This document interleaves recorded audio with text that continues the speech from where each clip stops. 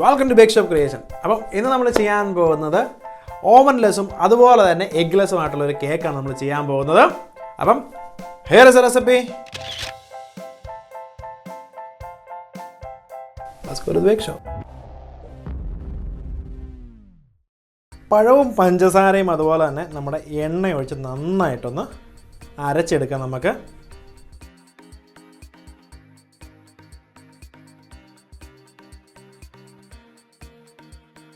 അപ്പോൾ പഴം എടുക്കുമ്പോഴത്തേന് പ്രത്യേകം ശ്രദ്ധിക്കേണ്ടതെന്ന് വെച്ചാൽ നല്ലവണ്ണം പഴുത്ത പഴം എടുക്കണം. അതുപോലെ തന്നെ അത് നല്ലവണ്ണം നമ്മൾ അരച്ചെടുക്കുകയും വേണം. ഇപ്പോൾ ഹാൻഡ് ബ്ലെൻഡർ ഇല്ലാത്തവർക്ക് അത് മിക്സിയിലിട്ട് അരച്ചെടുത്താലും മതി കേട്ടോ.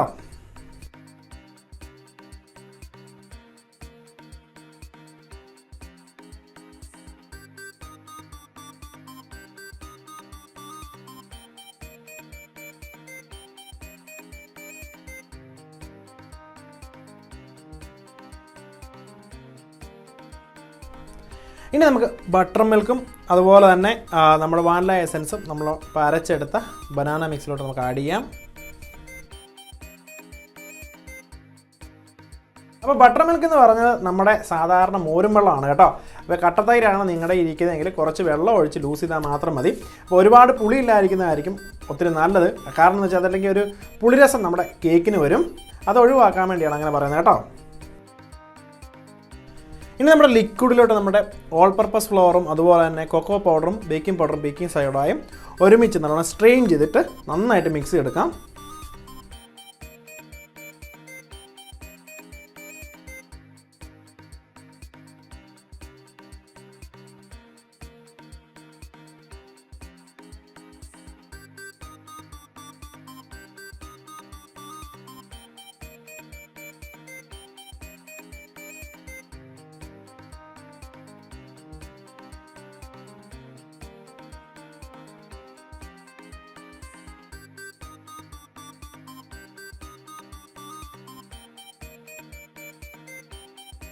ഇനി നമുക്ക് എടുത്തു വെച്ചിരിക്കുന്ന നമ്മുടെ ചോക്കോ ചിപ്പ് ആഡ് ചെയ്ത് മിക്സ് ചെയ്യാം. എന്നിട്ട് നമ്മുടെ 6 ഇഞ്ച് മുകളിലോട്ട് നമുക്ക് മാറ്റി വെക്കാം.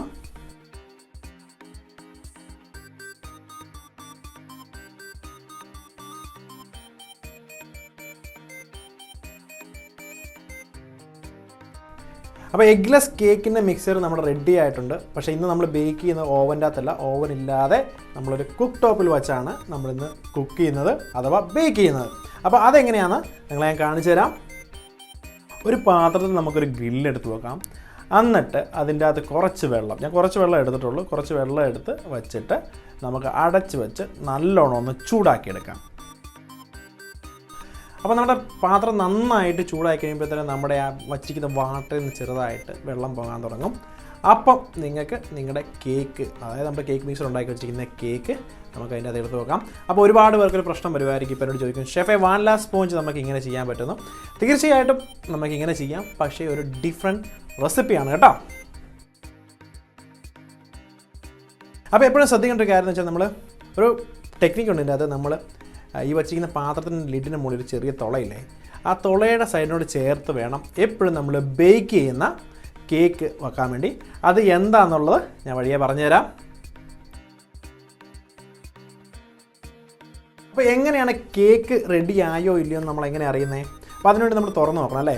അപ്പോൾ ഇൻ കേസ് നമ്മുടെ കേക്ക് റെഡി ആയിട്ടില്ല എങ്കിൽ വൺസ് നമ്മൾ തുറന്നു കഴിഞ്ഞാൽ താന്നു പോകും. കാരണം ഇത് ഓവൻ്റെ അകത്തല്ലല്ലോ ബേക്ക് ചെയ്യുന്നത്. അപ്പോൾ ആ പ്രഷർ കുറവായിരിക്കും, പ്രഷർ മുഴുവൻ പോവും.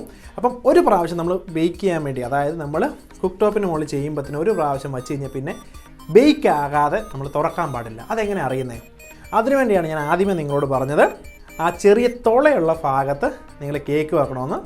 അപ്പം നിങ്ങളൊരു ചെറിയ ഈർക്കിളിയോ ടൂത്ത് പിക്കോ എന്തെങ്കിലും എടുത്ത് ആ തുളയിൽ കൂടെ കേക്കിൻ്റെ അകത്ത് കുത്തി നോക്കുക. എന്നിട്ട് എടുത്ത് നോക്കുമ്പോൾ ചോക്ലേറ്റ് കയ്യിൽ വരുന്നില്ല എങ്കിൽ നിങ്ങളുടെ കേക്ക് റെഡിയായി കേട്ടോ. അപ്പോൾ ഏകദേശം ഒരു 30-35 മിനിറ്റ് ഇടയ്ക്ക് നമുക്ക് ബേക്ക് ചെയ്താൽ മതി. ഇത്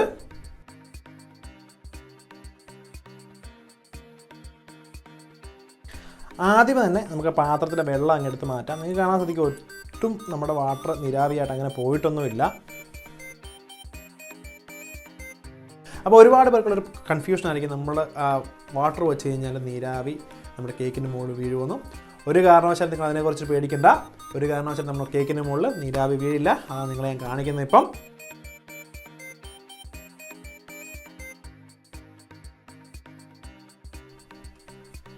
ഇനി ഇത് നന്നായിട്ട് തണുത്ത് കഴിയുമ്പോൾ നിങ്ങളെ കട്ട് ചെയ്ത് ഞാൻ കാണിക്കാം എങ്ങനെയാണ് നമ്മുടെ കേക്കിൻ്റെ അകം ഇരിക്കുന്നുള്ളത്. Now ready to serve. അപ്പോൾ നിങ്ങളെല്ലാവരും കണ്ടില്ലേ എങ്ങനെയാണ് നല്ലൊരു നമ്മൾ ഓവനും അതുപോലെ തന്നെ എഗ്ഗും ഇല്ലാത്തൊരു കേക്ക് ഉണ്ടാക്കുന്നത്. എനിക്കറിയാം ഇത് ഒരുപാട് പേര് ഒരുപാട് പ്രാവശ്യം റിക്വസ്റ്റ് ചെയ്ത കേക്കാണ്. അപ്പോൾ നിങ്ങൾ കറക്റ്റായിട്ടുള്ള ഈ പ്രൊസീജിയേഴ്സും എല്ലാം ഫോളോ ചെയ്യുവാണെങ്കിൽ നല്ലൊരു കേക്ക് നിങ്ങൾക്ക് വീട്ടിൽ തന്നെ ഉണ്ടാക്കാൻ സാധിക്കും. Thank you for creating with me in the bake shop. നിങ്ങളുടെ അഭിപ്രായങ്ങളും നിർദ്ദേശങ്ങളും താഴെ കമൻറ്റ് ചെയ്യാവുന്നതാണ്.